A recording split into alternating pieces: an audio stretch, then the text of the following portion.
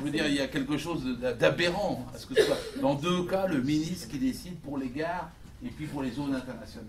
Ce sont les préfets qui décident pour les zones touristiques. Mais n'empêche que c'est le préfet qui décidera pour la rue des Francs-Bourgeois. Il va décider qu'elle est touristique. Je suis un peu spécialiste de cette rue pour y avoir fait 45 dimanches de contrôle. Et on me disait que c'était touristique. On a fait des analyses des gens. Elle est pleine le dimanche. Mais à 98% de gens du quartier qui ont fini le restaurant, le repas en famille, avant qu'ils aillent au théâtre le soir. Il n'y a pas de touristes, ou pratiquement pas. Et il y avait des petits commerçants qui me demandaient, monsieur l'inspecteur, faites-les fermer. Je disais, mais vous êtes ouverts. Mais moi, je suis ouvert parce que les autres sont ouverts. Et sinon, je n'ai pas un chiffre d'affaires plus important en ouvrant le dimanche que ce que j'avais avant, le samedi et le dimanche. Mais je suis obligé parce qu'il y en a qui. Et donc, il disait, faites respecter. Et notamment, ceux qui voulaient l'ouverture, c'est ceux qui avaient des salariés. Parce que lui, le patron, il n'avait pas besoin d'être là. Parce que ceux qui n'avaient pas de salariés, ils étaient patrons, ils ne voulaient pas être là. Il y a deux tromperies. Et François Hollande a fait les deux tromperies dans son intervention télévisée la dernière fois. Quand il a dit que c'était sur la base du volontariat, je répète toujours qu'il n'y a pas de volontariat en droit du travail. Vous ne travaillez le dimanche que si le patron le veut. Essayez de travailler le dimanche si le patron ne veut pas. Et essayez de ne pas travailler le dimanche si le patron veut. La deuxième chose, c'est qu'on vous dit qu'il y aura une majoration de salaire. Non, la loi ne propose pas de majoration. Elle propose des négociations pour qu'il y ait une majoration. Mais dans la négociation, il n'y aura pas de majoration. Parce que quand ça sera généralisé, l'ouverture du dimanche, il se passera deux choses. Et les camarades qui étaient... J'étais dans cette salle l'autre jour, un meeting le dimanche, et les syndicalistes de Galerie Lafayette qui étaient là, ils disent, nous, on a enquêté. Quand ils ouvrent le dimanche, leur chiffre d'affaires est plus bas que les autres jours. Même en ce moment. Et alors, ils font les soldes, ils les accumulent dans la semaine, et ils font les rentrer le dimanche pour essayer de prouver qu'ils vendent plus le dimanche. Mais ce n'est pas vrai. Quand il y a une ouverture plus généralisée, le chiffre du dimanche est plus bas. Et c'est ce qui se produira partout. Vous aurez des magasins vides le dimanche. Il faudra payer la lumière, l'électricité, les frais de gestion de tout ça, etc. Et vous croyez que les gens se précipiteront tous les dimanches pour faire des courses, que les magasins... Mais non! Il n'y aura pas d'augmentation de salaire, il n'y aura pas de négociation. Ils diront, gars, mais on a des frais, regardez, il n'y a personne qui vient, je ne peux pas te payer plus le dimanche. Il n'y aura pas de majoration le dimanche. Et donc, là, les deux choses, pas d'augmentation. Ensuite, il n'y aura pas d'emploi. Ce qui sera acheté le dimanche ne le sera pas le lundi.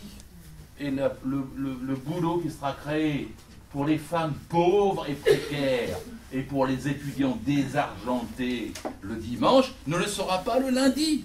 Point, c'est tout. La DARES a étudié qu'il y aurait, c'est là, dans l'Île-de-France, 30 000 emplois supprimés dans les petits commerces. Écoutez bien les petits commerçants qui sont contre l'ouverture le dimanche. Moi, j'ai rue de Rambuteau, une librairie que j'aime bien, la librairie Colette, pour ceux qui la connaissent, qui voulait ouvrir le dimanche. J'ai dit, vous êtes à l'autre bout de la FNAC. Quand la FNAC sera ouverte, eh ben, vous aurez beau ouvrir le dimanche, vous aurez moins de monde, les gens iront à la FNAC, ils ne viendront pas chez vous. Ah, parce que nous, ils viennent nous voir le dimanche maintenant, mais plus demain, parce que ça profitera aux chaînes et pas à la librairie Colette. C'est pas... bon. Alors, un autre sujet tout de suite, c'est le changement de l'article 2064 du Code civil. Vous n'êtes peut-être passé dessus. C'est dans l'article 83, il y a 160 articles, alors, et vous arrivez là-dessus, puis on vous dit qu'on va modifier l'article 2064, et puis l'annexe de la loi du 8 février 1995 qui dit la même chose, pour les frontaliers. Alors, qu'est-ce que c'est? C'est l'article du Code civil, le seul d'ailleurs, qui prend la peine de dire que le Code du travail ne relève pas du Code civil, mais du Code du travail. Alors, vous enlevez ça. Donc, des contrats qui peuvent être passés pourront relever du Code civil et pas du Code du travail. Alors, au début, vous vous dites, c'est un peu fou, cette histoire. On ne peut pas balayer comme ça le Code du travail, etc. Où est-ce que ça va se faire? Alors, regardez un autre aspect, puisqu'on a parlé des autocars, les taxis. Uber. Et là, la G7. Alors, Uber, il vous prend des gens avec lesquels il passe un accord de gré à gré, et les gens avec leur bagnole, en mettant un bonbon et une bouteille d'eau, viennent vous chercher alors qu'Uber leur indique de venir vous chercher. Et ces gens-là ont un contrat 0 heure. Ils viennent quand on les appelle pour aller faire le service pour lequel on les appelle. Le prix de la course est fixé par l'ordinateur initial.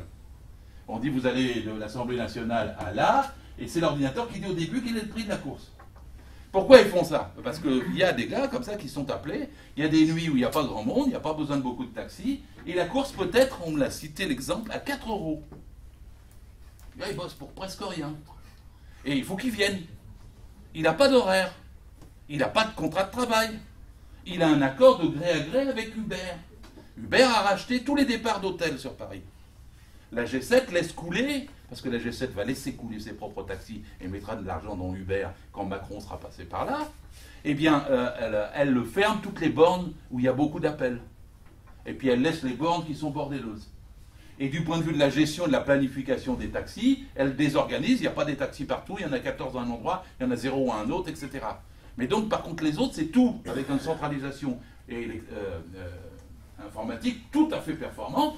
Et donc, on va envoyer quelqu'un qui va vous faire la course. 4 euros, là. Vous avez vu ce qui s'est passé dans les demi jours de l'an? La même course était à 250 euros.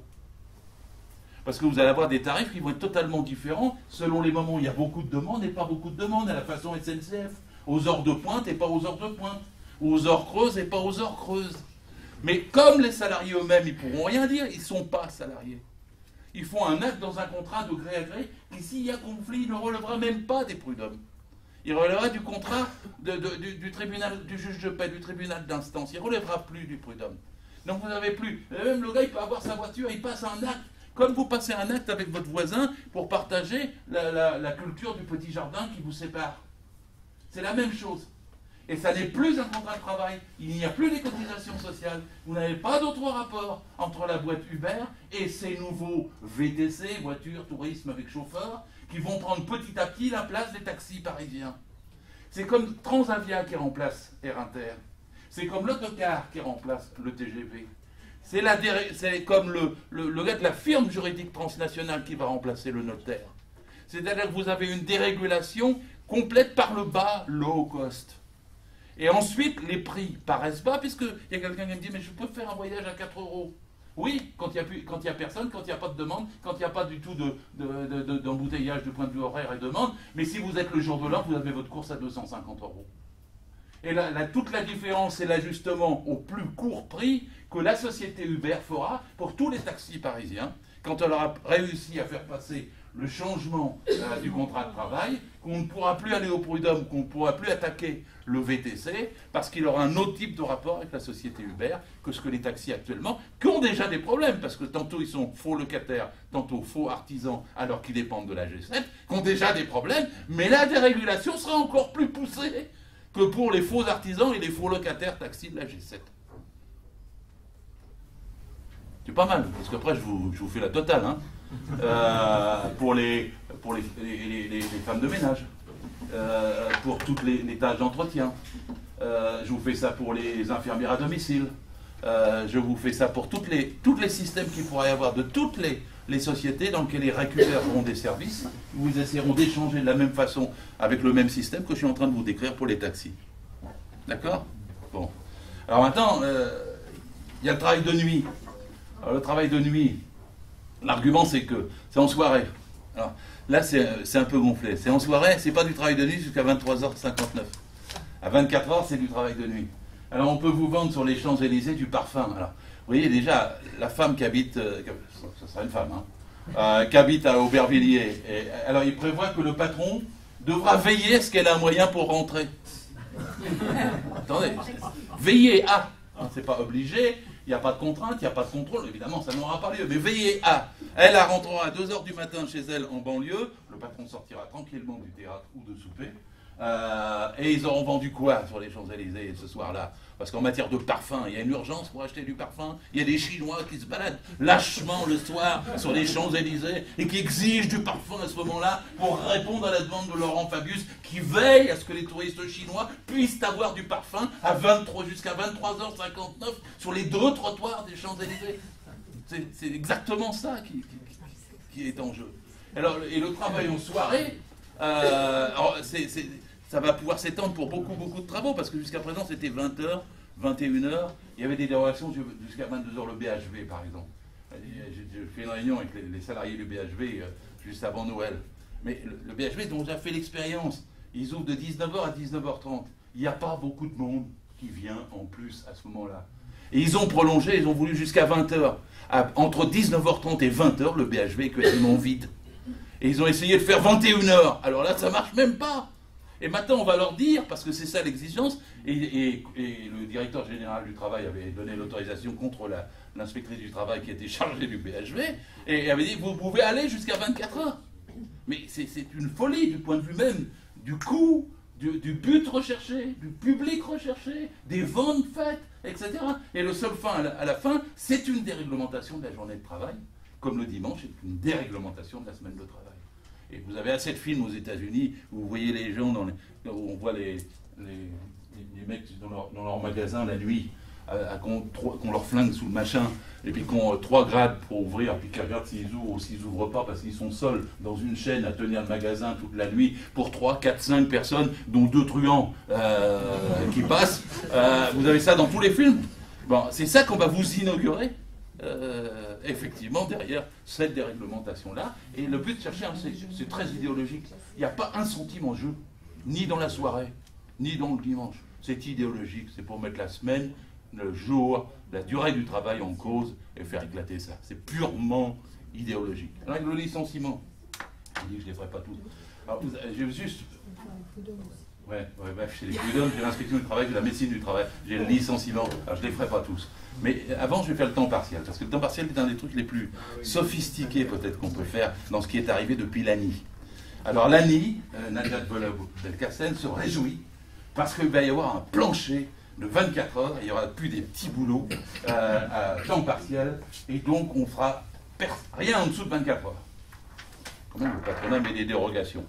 Alors, première dérogation, celles qui sont, parce que c'est des femmes, 3 700 000 temps partiel, 85% de femmes, 80% de non qualifiés. Donc je vais dire celles à partir de maintenant, et je vais dire au féminin. Bon, alors, premièrement, celles qui sont déjà en dessous de 24 heures resteront, dit-on dans l'ANI, à 24 heures jusqu'en 1er janvier 2016. Bon. Deuxièmement, celles qui ont moins de 26 ans pourront avoir en dessous de 24 heures. Troisièmement, celles qui feront des soins ou des tâches pour les particuliers pourront être en dessous de 24 heures. Quatrièmement, dans les entreprises où il y a un usage courant de salariés à temps partiel, elles pourront négocier des accords en dessous de 24 heures. Cinquièmement, celles qui auront 2 ou 3 emplois pour ne pas qu'elles dépassent les 35 heures pourront être en dessous de 24 heures.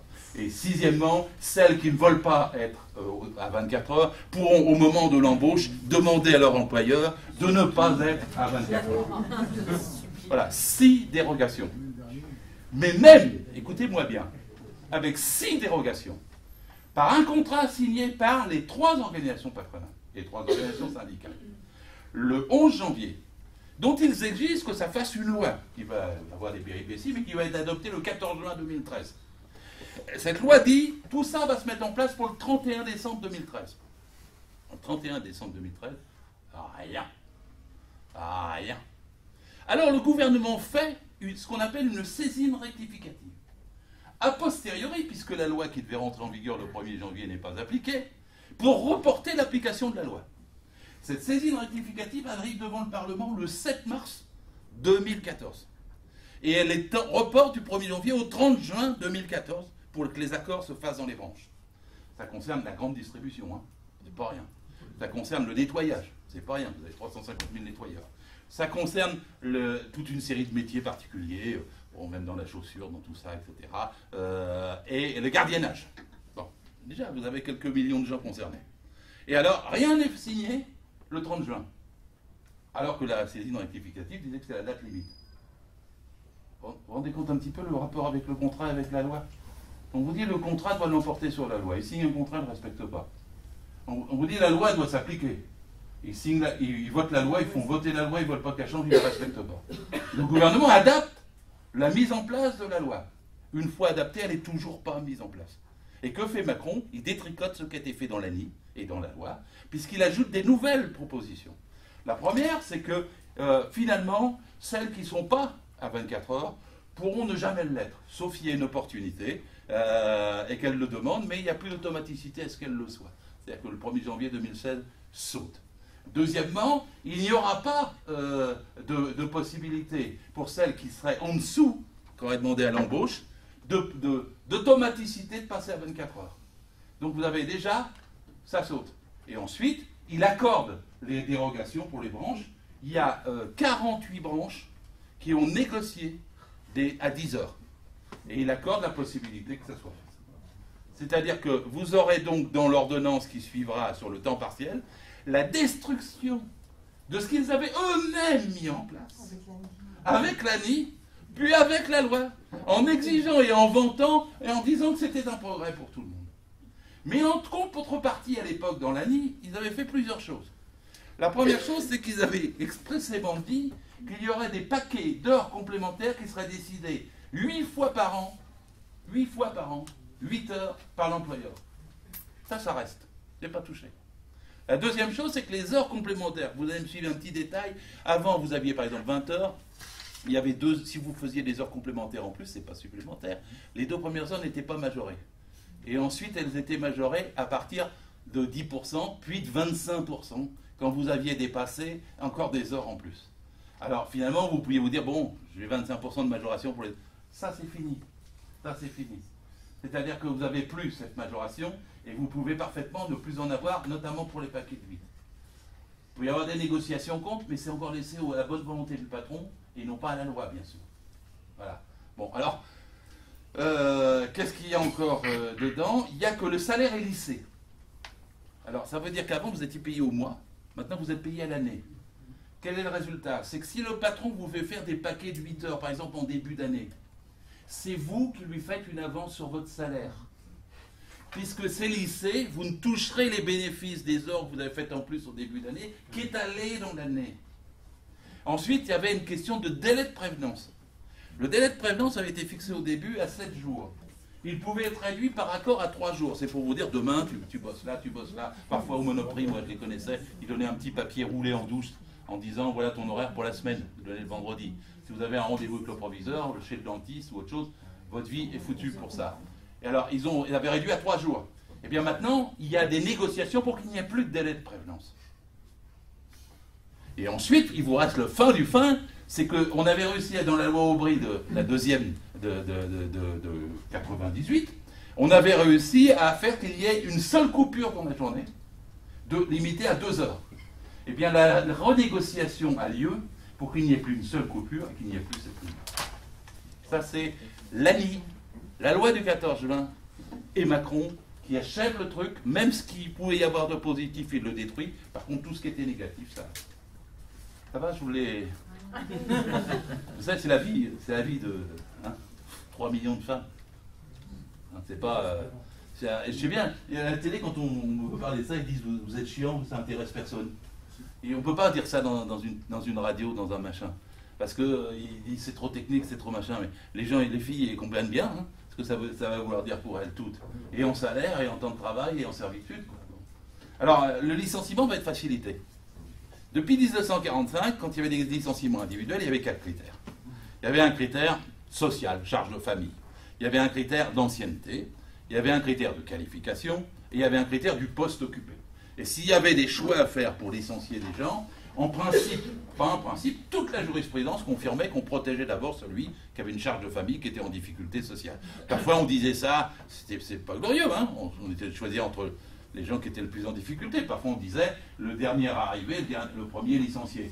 C'est vrai que ça avait un avantage, c'est que le gars qui était à 50-55 berges avec une charge de famille, c'était pas lui qui rentrait à cause de la hiérarchie des critères. Ça le protégeait. C'est pas glorieux cette histoire de 4 critères, mais ça a un effet. Vous pouvez le comprendre. Dans l'ANI, ils ont voulu faire sauter ces 4 critères. Ils l'ont pas fait. Alors ils ont changé l'ordre des critères. Ça a fait un débat, c'est passé au gouvernement, au Parlement, au Sénat. Et puis à la fin, ils ont dit c'est l'employeur qui décidera de l'ordre des 4 critères. C'est la conclusion, c'est l'ANI, et c'est la loi du 14 juin. Mais attendez, c'est pas fini. C'est pas fini. Macron, il supprime les 4 critères. Il y a plus, c'est l'employeur qui décide. Il n'y a même plus à y faire référence. Vous comprenez ce que ça veut dire? C'est une vraie saloperie, si vous me permettez. Il n'y a pas un emploi protégé ou sauvé par ça. Il n'y a pas un gramme d'once socialiste, politique, de gauche, etc. C'est purement une saloperie pro-patronale pour dire au patron, tu fais ce que tu veux. Et là, alors vous avez une deuxième chose. C'est pour les licenciements. Vous pouvez avoir un plan social. Alors vous savez qu'ils ont eu un petit, une surprise, mais moi aussi je l'ai eu comme tout le monde. C'est-à-dire qu'ils écartaient les juges en fait de la décision, puisque le plan social était soit validé, soit homologué. Quand il y avait un accord, c'était validé quand il y avait un accord avec les syndicats, ou homologué par la directe. Alors, n'imaginez pas ce que c'est les directs par rapport aux vieilles directions départementales. Si dans vos têtes vous confondez encore les choses, ça n'a plus rien à voir. Hein, ce ne sont plus les directions du travail, ce sont les directions de la concurrence, de la consommation. Et le travail ne fait qu'un quart dans les directs par rapport à avant, et c'est les directions des entreprises et non plus du travail. Alors vous avez un changement complet. Ce ne sont plus des anciens inspecteurs du travail qui sont montés, ce sont des gars qui sortent de grandes écoles et qui sont nommés. C'est-à-dire c'est des sortes de sous-préfets. Et donc ils sont politiques, ils ne viennent plus de la tradition, ni de l'inspection, ni du droit du travail. Bon. Et donc les directs, ils ont reçu comme ordre du gouvernement de gauche. Vous m'écoutez bien. Hein. Là on était sous Jean-Marc Ayrault. Le ministre était Michel Sapin. Quand la loi du 14 juin 2013 a été passée, ils ont fait une réunion de tous les directs de France, à l'Institut national du travail, à Lyon, Charbonnières-les-Bains. Ils ont tous réuni, ils ont dit l'objectif est 0 refus d'homologation. C'est-à-dire vous devez accepter tous les plans sociaux.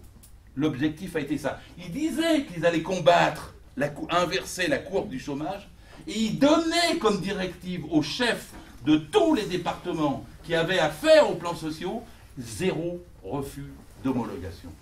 Et ça, c'était pour plaire au patronat, pas autre chose. Mais ils s'étaient dit, bon, ça ne va plus être les tribunaux, il n'y aura plus d'appel, ça ne pourra pas être comme Fralib, ils ne pourront plus durer 8 mois, ou bien comme PSA, 5 mois, ils ne pourront plus faire les procédures pour retarder, ils ne pourront plus se battre, manifester dans la rue, il y aura une validation, et il y aura des délais préfixes. J'ai toujours expliqué que le préfixe, les gens ne comprenaient pas le délai, le préfixe, il est incontournable. C'est-à-dire vous ne pouvez pas le modifier. Quand vous avez atteint le délai, de toute façon, ce qui devait se faire se fait, donc c'est préfixe. Et donc les délais étaient fermés, clos, et la directe décidait. Vous avez bien vu ça, d'accord? Bon, et alors, leur surprise, c'est que les tribunaux administratifs, ils n'étaient pas préparés à ça, puisque c'était les chambres sociales, se sont mis à critiquer les directs et à les recogner, parce qu'elles ne faisaient pas bien les décisions. C'est-à-dire qu'elles allaient trop vite pour homologuer. Elle passait par-dessus les périmètres des sociétés. C'est ce qui s'est fait avec le plan Maury-Ducrot. Et elle prenait toute une série de décisions qui n'allaient pas. Alors là, la surprise était telle, pour le patronat, pour le gouvernement, le tribunal administratif sanctionnait les directs. Ça, ils n'avaient pas prévu. Moi non plus, personne d'ailleurs. Oui, parce que nous, notre argumentaire, c'était de dire que les tribunaux administratifs seraient moins rigoureux que les tribunaux... Oui, absolument. Et puis qu'ils n'auraient pas le temps, qu'ils ne sauraient pas faire, qu'ils n'étaient pas préparés, qu'ils ne connaissaient pas. Et la surprise, c'est qu'il y a des dizaines et des dizaines d'homologations faites à toute vitesse sur l'objectif, on les fait, qui ont été cassées par les tribunaux administratifs. Alors là, Macron fait un truc génial, de son point de vue. Il précise que les salariés dont le licenciement aura été cassé par les tribunaux administratifs ne pourront plus être ni réintégrés, ni indemnisés. Ils auront la victoire, mais sans rien. Vous êtes dans Ubu. Parce que tu as l'obligation de... Vous êtes dans Ubu. Alors l'obligation de réintégrer, l'argument, c'est de dire que généralement les salariés ne sont pas réintégrés, ce qui est absolument vrai d'ailleurs. C'est rare, mais ils demandent de l'argent. C'est-à-dire que le patron est obligé de faire une transaction en disant je ne veux pas vous réintégrer, mais vous êtes en position de force puisque normalement je dois vous reprendre, donc vous allez me demander plus de sous, je vais vous donner plus de sous. Donc ça saute. Il n'y a plus de réintégration. D'accord? Et donc là, vous n'avez pas d'indemnisation supplémentaire parce que votre plan social aura été cassé. Donc c'est écrit noir sur blanc, hein, vous comprenez bien. Et pour qu'il n'y ait plus de doute, il dit que les décisions pour les plans sociaux se feront au niveau des établissements et plus au niveau du groupe. Alors l'argument, il nous a fallu 25 ans pour que la jurisprudence arrive à dire, quand vous êtes viré dans une boîte, de toute façon le groupe a des arrières, il doit vous proposer des reclassements dans les autres entreprises. Là non. Le périmètre s'apprécie au niveau de l'entité de base dans laquelle vous êtes licencié et plus au niveau du groupe. Ce qui est une protection des multinationales. Ce n'est pas une protection des PME. 80% des PME sont dans un groupe. Retenez bien le chiffre, parce que quand on vous bourre le mou avec les PME, les PME, les PME, les PME, il y en a 20% qui peuvent être considérés comme indépendantes. Toutes les autres sont dépendantes d'un groupe. Ce qui fait que quand il y a des aides de crédit d'impôt aux PME, ça monte toujours hein, dans la passation des marchés. Dans les franchises, dans tout ce que vous voulez. Et donc la facilitation des licenciements est considérable dans la loi Macron. Alors les handicapés, ça va vite. C'est simple, il y avait une obligation de payer une taxe quand vous ne preniez pas les handicapés selon le quota qui était prévu. Bah, la taxe est tantôt baissée, tantôt sautée. C'est-à-dire vous pouvez vous dispenser, ça dépend du seuil et ça dépend de... voilà. C'est simple, c'est un truc qui existait depuis 1980. Le seul qui existait depuis 80 ou 82, je crois que ça va être à peu près cette société. Bon, voilà. Pour vous dire, il n'y a pas un grain de justification sociale, vous comprenez bien. Donc ça ne sert à rien. C'est comme toujours, c'est comme Sarko, il faut être réaliste. Hein. C'est le président de la République qui choisissait les chaînes, alors autant ne plus donner. Vous voyez, c'est toujours ce principe de réalité. Les boîtes n'en prennent pas, c'est pas la peine, ils ne peuvent pas, c'est trop compliqué pour eux. Donc on leur enlève ces contraintes. Alors, attendez, vous savez qu'on est en plein boom, vous savez tous qu'on est en plein boom démographique depuis l'an 2000. 850 000 naissances, c'était 813 000 l'année dernière. 850 000 naissances pendant 14 ans. Les bébés de l'an 2000, ils arrivent sur le boulot dans 4 ans, hein, faut pas leur dire. Parce que ça se présente mal. Mais c'est 350 000 demandeurs d'emploi supplémentaires au minimum chaque année pendant 15 ans. C'est la révolution. Hein? C'est la révolution. Hein? Bon, alors, je continue les prud'hommes. Bah, les prud'hommes, il n'y a pas que la suppression des élections. Alors, la suppression des élections, en fait, elle est déjà faite. Elle est déjà votée. Vous savez qu'il n'y avait pas un argument pour. Hein. Il y avait 34,5% de votants, ils ont dit que ce n'était pas assez. Mais il faut supprimer combien d'élections qu'on pas 34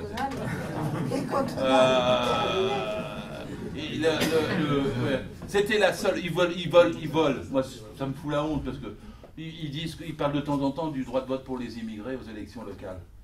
Les prud'hommes, c'était la seule élection nationale où les immigrés pouvaient voter pour les juges de la République dans une élection nationale. Et ils ont supprimé ça. Après qu'ils me fassent du baratin sur le fait qu'ils veulent donner le droit de vote, au lieu de valoriser le seul endroit où il y avait un vote de ce type naturel qui posait aucun problème. Bon. Mais ce qu'ils veulent faire au prud'homme, c'est beaucoup plus simple, c'est rendre beaucoup plus difficile les jugements, contrôler les conseillers prud'hommes, diminuer leur nombre, faire qu'il y en ait un et non pas deux et deux, écheviner, c'est-à-dire faire monter de plus en plus le juge professionnel des partiteurs qui va prendre les mesures, réduire, ça a déjà été fait, les durées pour faire établir un jugement, rendre, parce qu'il y a quand même eu la suppression des 35 € que Sarkozy avait mis pour avoir un procès prud'homme, et les gens y allaient parfois pour avoir leur carte de voyage, c'était à peu près 35 €, il fallait qu'ils payent 35 € pour enclencher la procédure. Christiane Taubira a supprimé ça, mais ce qu'ils vont faire, c'est qu'en imposant l'écrit et des procédures plus complexes, de toute façon, il faudra prendre un avocat. L'origine des prud'hommes, c'est que c'était une procédure orale, non écrite, où même la personne en théorie qui ne savait pas se défendre pouvait expliquer son cas devant le tribunal paritaire, devant le patron et le salarié, et y avoir l'appui du salarié. Ça deviendra quasiment impossible, ou alors un exploit d'arriver à ne pas avoir d'avocat, à ne pas avoir de des conclusions écrites, à ne pas déposer dans délai donné, et ce sera encore un exploit pour les conseillers prud'hommes de pouvoir rendre des jugements corrects dans des délais qui leur soient accessibles. Donc voilà, je parle pas, vous savez déjà que les prud'hommes sont embouteillés, parce que c'est comme le reste, c'est comme la médecine du travail. On vous dit ils sont embouteillés, ça ne fonctionne plus, alors ils suppriment les médecins du travail, ça c'est la partie suivante. Ben, c'est pareil pour les prud'hommes. Rachida Dati a quand même supprimé un tiers des prud'hommes. Ce qu'on attendait, c'était que la gauche les restaure, pas qu'elle le supprime davantage et qu'elle supprime l'élection. Bon, voilà, ça c'est les prud'hommes. Alors après, la médecine du travail. Alors, la médecine du travail, c'est pas vraiment... Dans la loi Macron, maintenant, ils l'ont mis, puis ils l'ont viré. Alors c'est médical, ils l'ont plutôt viré de la loi Macron, parce qu'ils avaient peur du front de l'ensemble de médecine. Oui, mais là, ils ont... Oui, ben oui, puis là, ils ont mis, ça va être Mandon qui doit le faire dans le texte de simplification du Code du travail, parce que en vérité, le but est que ce ne soit plus des médecins du travail qui fassent les visites médicales. C'est-à-dire que comme on est parti de 6 000 médecins du travail, qu'il y en a plus que 5 000, moins de 5 000, qu'il n'y a plus de recrutement. Alors, il n'y a plus de recrutement parce qu'il n'y a pas de formation, il n'y a pas de formation parce qu'il n'y a pas de volonté de le faire, donc il n'y a pas de motivation. Et on explique que la médecine du travail ne fonctionne plus, alors que c'était une très belle médecine préventive, que comme la médecine scolaire, c'est ça qui aurait dû être développé, ce serait du point de vue de la médecine une économie et non pas une dépense, que de valoriser ça. Et ensuite, la médecine du travail est une spécialité, contrairement à ce que les gens croient, comme on est pédiatre ou comme on est pneumologue, eh bien bien parce que le médecin du travail, il est formé, il faut qu'il aille dans l'entreprise. Il y a des atmosphères dans l'entreprise, il y a des conditions de travail, il y a des risques spécifiques. Vous ne pouvez pas les aborder n'importe comment. Et même dans les bureaux. Parce que dans les bureaux, il y a de la climatisation, il y a des problèmes avec les yeux, il y a des problèmes avec les sièges, il y a des problèmes d'articulation et de troubles musculo-squelettiques. Donc tout ça, ça se regarde, ça s'observe. Il faut que le médecin participe au CHSCT.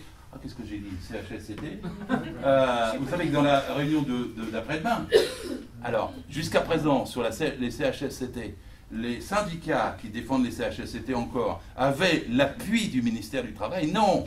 La note que je n'ai eue, moi, qu'il y a 2 mois, et que je croyais une note blanche parce qu'elle était signée nulle part, est devenue la note du ministère du Travail qui rejoint le MEDEF pour la suppression des CHSCT dans la négociation d'après-demain.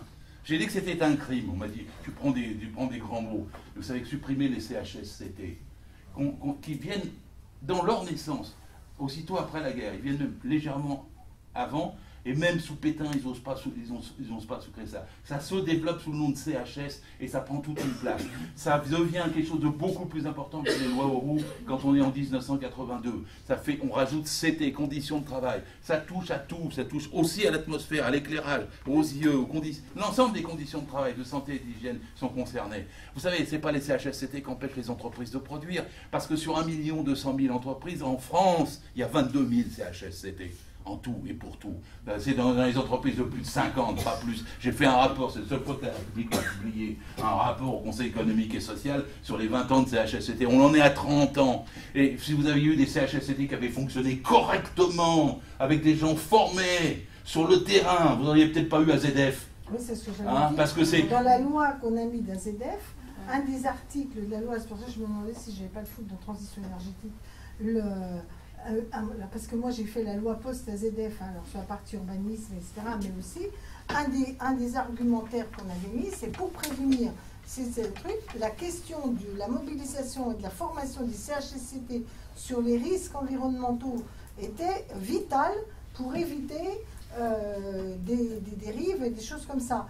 Et on n'avait pas d'autre outil que le CHSCT pour que les salariés à l'intérieur de l'entreprise puissent mettre en exergue les risques qui pouvaient être des risques environnementaux ou des risques graves comme ceux-là. Moi, je défends toujours, Marie-Noël, l'idée que les experts sont très importants parce que pour toutes les entreprises de risque Céveso, de grands risques, voilà, il y en a, je ne sais plus combien, 1250, il y a des experts qui viennent de dehors. Moi, je sais, ma pratique d'inspecteur du travail, que vous pouvez passer 3 fois dans une entreprise et ne rien voir si vous n'avez pas le salarié qui attire votre regard. Évidemment. Et donc le rôle du CHSCT, moi j'y allais avec beaucoup d'intérêt, parce que même si c'était une réunion tous les 3 mois, pas tous les mois, tous les 3 mois, un délégué de CHSCT, il a que 2 heures de crédit d'heure. C'est pas beaucoup, il ne peut pas faire assez avec ça. Mais au moins, vous avez le médecin du travail, le gars de la CRAMIF, et l'inspecteur du travail, vous avez donc des extérieurs, et souvent dans ces réunions-là se déchaînaient les salariés qui disaient que là, ils avaient quelqu'un pour les écouter face à l'employeur, et qu'on pouvait parler des questions concrètes dont on ne pouvait jamais parler ailleurs, dans aucune autre instance. Et là, ils veulent les supprimer en disant qu'ils vont faire que des conseils d'entreprise. À partir de 50, et il y aura une commission du conseil d'entreprise, plus du CE, du conseil d'entreprise, une commission qui s'occupera des problèmes de sécurité. Je peux vous dire que c'est mort définitivement à partir de là. Il n'y aura plus d'intervenants extérieurs. Il n'y aura plus d'intervenants extérieurs, bien entendu. Et donc c'est la mort de tout un processus qui s'était développé progressivement depuis 30 ans, avec une spécificité. Moi, j'étais pour faire des CHSCT un 2e CE. C'est-à-dire faire qu'ils soient élus. Et non pas désignés, parce qu'ils étaient désignés par les membres du CE et les délégués du personnel.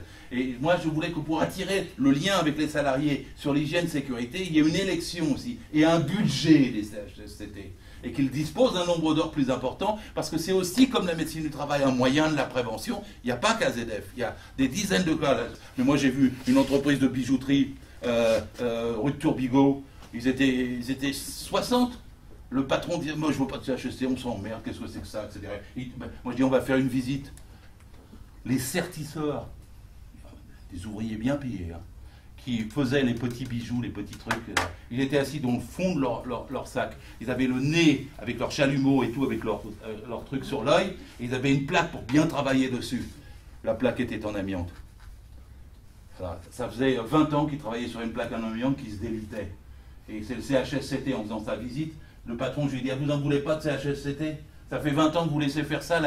C'était pas vieux, hein, c'était au début des années 2000. Hein, l'amiante était déjà connu, tous les débauches, etc. Il n'avait jamais vu ça. Il a fallu qu'on demande simplement quelle était la nature de la plaque. Et après, je l'ai vu dans une entreprise, je l'ai vu chez Cartier, rue de la Paix, je l'ai vu dans toutes les entreprises de bijouterie. Et quand j'arrivais, je disais, ah ben je sais, là, regardez-moi la plaque, là. Regardez-moi la plaque, qu'est-ce qu'elle a la plaque, où est-ce qu'on l'a acheté la plaque, etc. Mais ça, c'est du travail, c'est pour avoir le nez dessus. Si vous n'avez pas de réunion, si vous n'avez pas de structure qui est orientée là-dessus, vous n'aurez plus ça. C'est pas du superflu, c'est du nécessaire. Bon, ils vont supprimer tout ça parce qu'en plus, ils vont supprimer les délégués du personnel. Alors, vous savez qu'en Allemagne, c'est à partir de 5. En France, ils disent qu'à partir de 11, c'est plus tenable. Ah oui, ça c'est les seuils. Hein, les seuils. Et les seuils, ils disent qu'ils ne veulent plus le seuil de 11. Non, mais c'est dans les négociations demain. Et le ministère appuie le MEDEF pour la remise en cause des seuils. Il a épousé la position du MEDEF. Et donc, vous avez sur les entreprises qui devraient avoir des délégués du personnel et qui commencent à 11, vous avez 80% des entreprises qui n'ont pas de délégués du personnel. Le comité d'entreprise, ça commence à 50. Il n'y a que 3% des entreprises qui ont plus de 50 salariés. Et sur les 3%, vous avez 25% qui n'ont pas de CE. Et 25% qui ont des CE bidons. C'est-à-dire que le patron a mis de lui-même en place. Donc vous avez sur les 3%, sur ceux qui ont des CE, la moitié seulement de CE qui sont viables. Alors, il n'y a pas trop de structure, il n'y a pas trop de problèmes de seuil.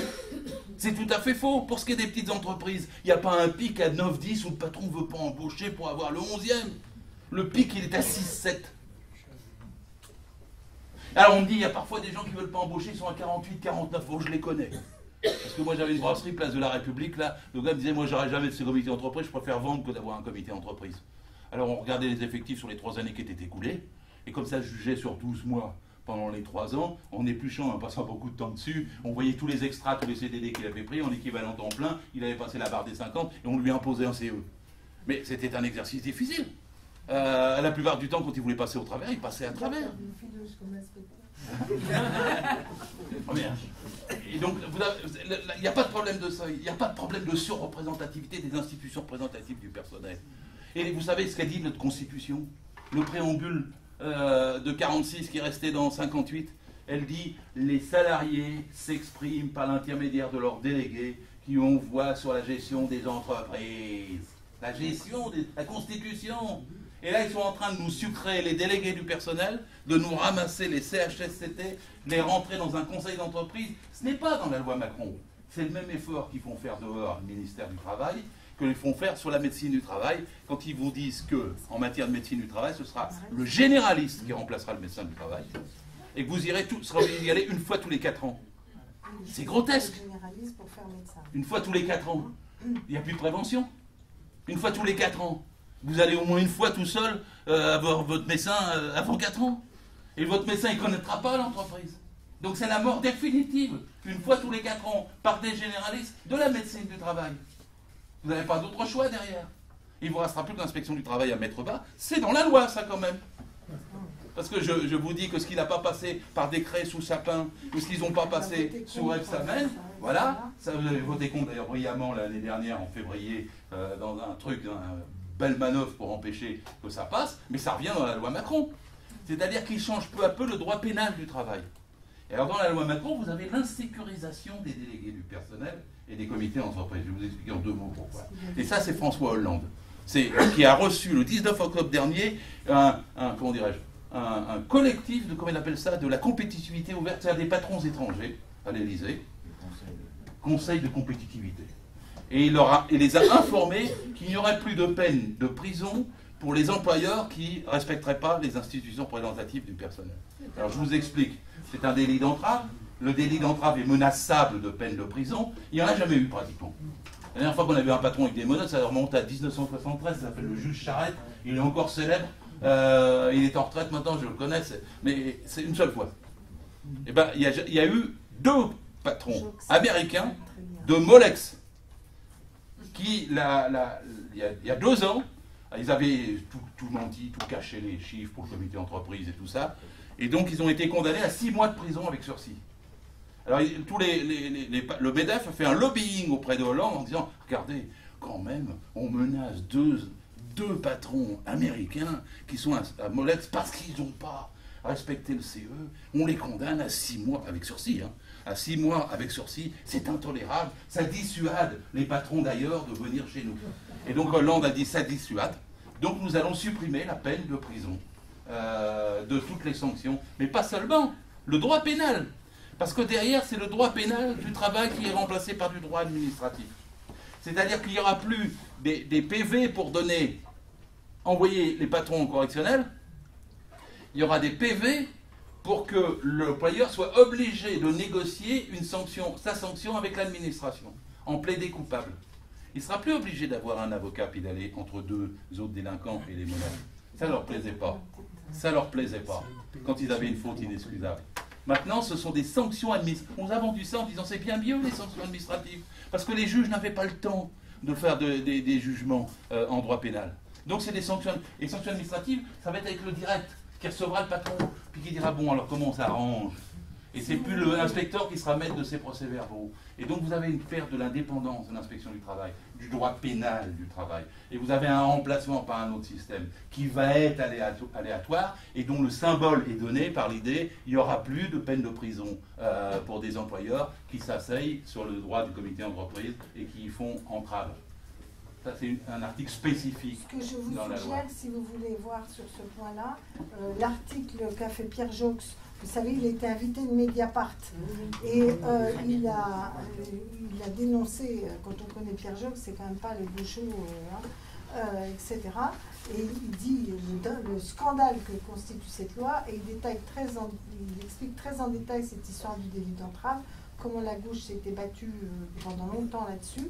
Et d'ailleurs, sur l'état lamentable des tribunaux sociaux, pas ceux qui sont les prud'hommes, hein, les tribunaux sociaux, notamment tous ceux qui touchent au pénal social. Et franchement, il est hyper convaincant pour ceux et ceux qui auraient besoin d'argumentaires complémentaires. Franchement, c'est extrêmement bien expliqué. Surtout, c'est que Pierre Jox, avec Cannes, dit je ne comprends pas ce qu'on fait. C'est tout le contraire de ce que nous avons toujours fait.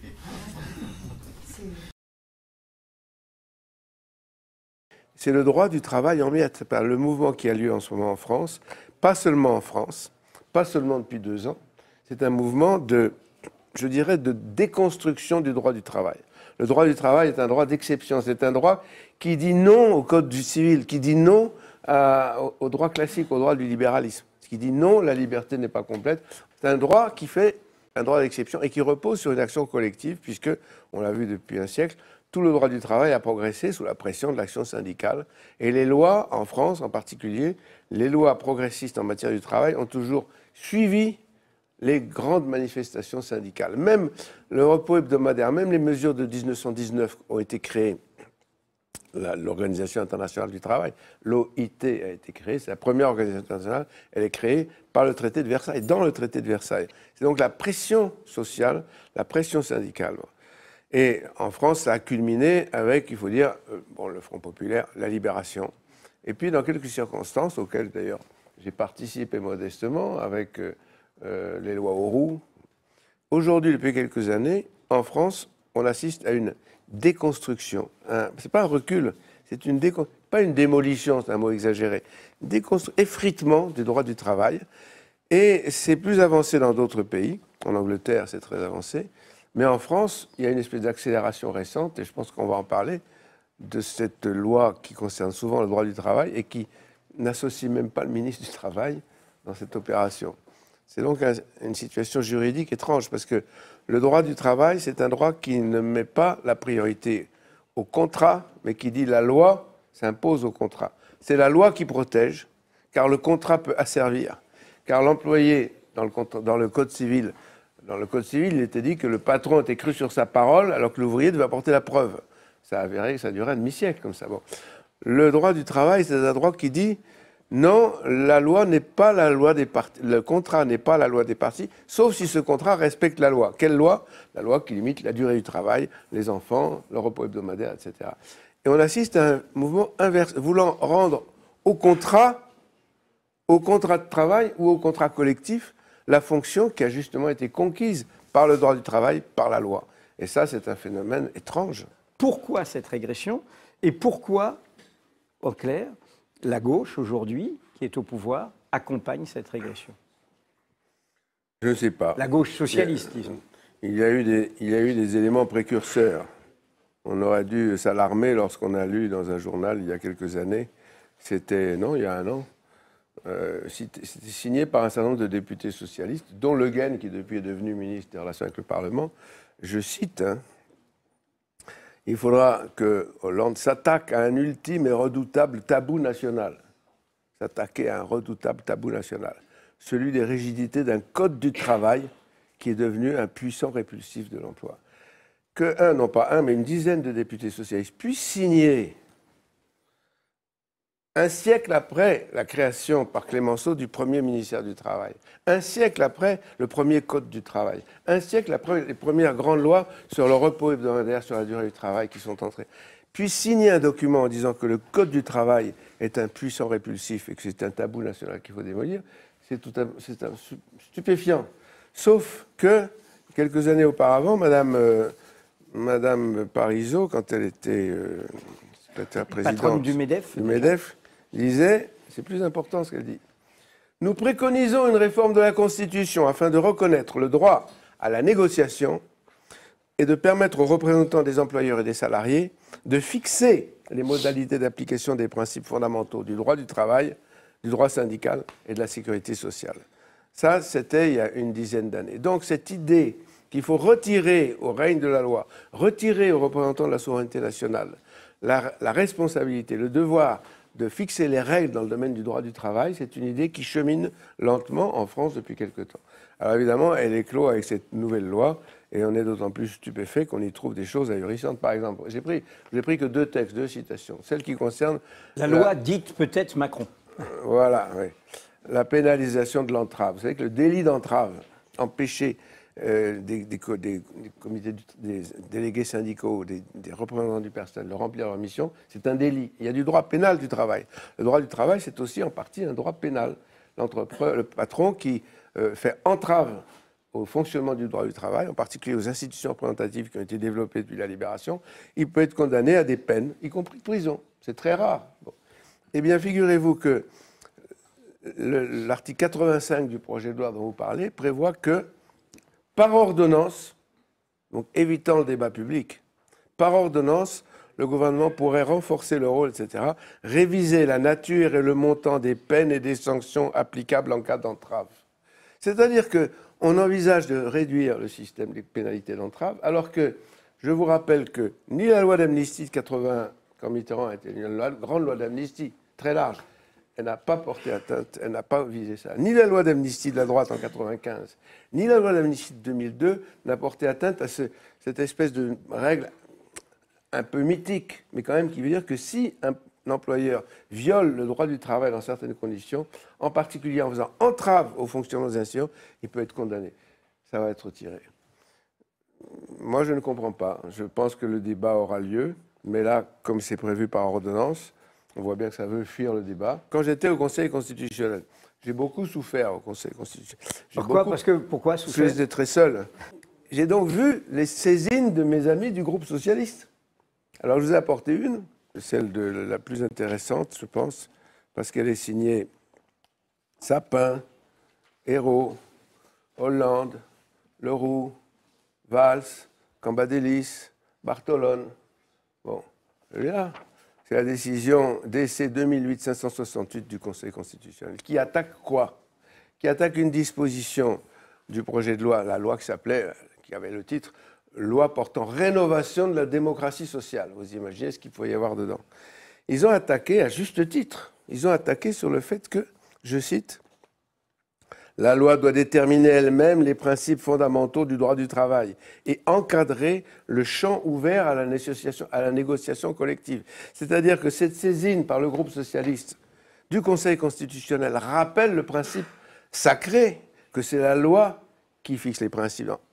Mais dans le droit du travail, elle doit aller jusqu'à encadrer le champ ouvert à la négociation collective, ce qu'on ne doit pas laisser à la négociation collective, où toujours, finalement, le patronat est plus fort que les organisations syndicales, sauf dans les grandes périodes de crise, type Front populaire ou Libération. Ça a été signé. Ce qui est exactement l'inverse de ce que dans la future loi Macron, on appelle l'ANI, c'est-à-dire L'ANI, l'accord ça, c'était national l'année dernière. interprofessionnel. Oui, mais l'ANI, ça, on l'a vu l'année dernière. Et je cite que le Conseil constitutionnel avait décidé, donc, il disait, les dispositions contestées prévoient, c'est à propos de la contrepartie obligatoire, on amène au congé, au repos dominical et aux heures supplémentaires. Le Conseil constitutionnel relevait, les dispositions contestées prévoient une contrepartie obligatoire en repos pour toute heure supplémentaire accomplie au-delà du contingent annuel, mais supprime tout encadrement de sa durée minimale ou des conditions dans lesquelles elle doit être prise, alors que par ailleurs, le seuil de déclenchement n'est pas lui-même encadré par la loi. Donc le groupe socialiste saisit le Conseil constitutionnel. Attention, c'est la loi qui décide ça. Le Conseil constitutionnel, vous avez raison, et il censure. Et ça concernait de fait déjà le travail du dimanche. Ça concernait les heures supplémentaires, le travail, toute cette problématique. Donc ce n'est pas un phénomène nouveau, ce n'est pas quelque chose de...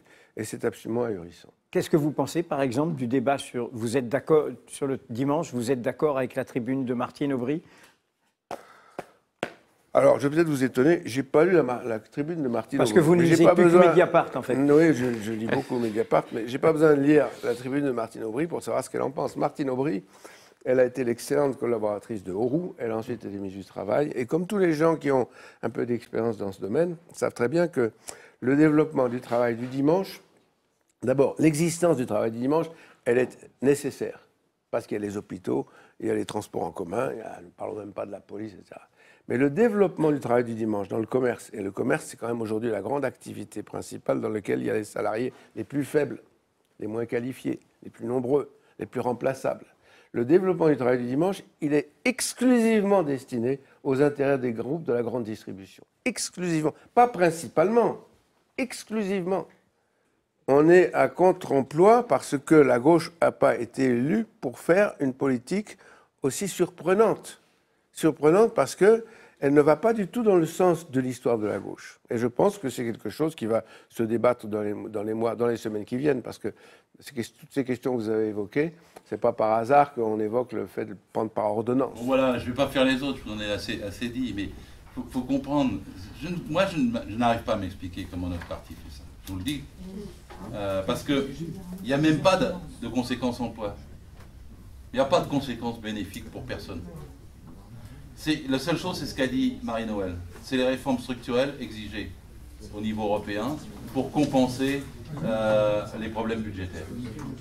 Donc il est donné, pour des raisons politiques, idéologiques, il est donné des concessions et des politiques libérales où on enlève des acquis de chez nous depuis des décennies pour ça. C'est la seule explication que je trouve. Rien, tout ça ne crée aucun emploi, ça ne fait qu'en supprimer. Ils se battent pour l'augmentation du chômage. Le résultat sera l'augmentation du chômage. Allez, j'arrête.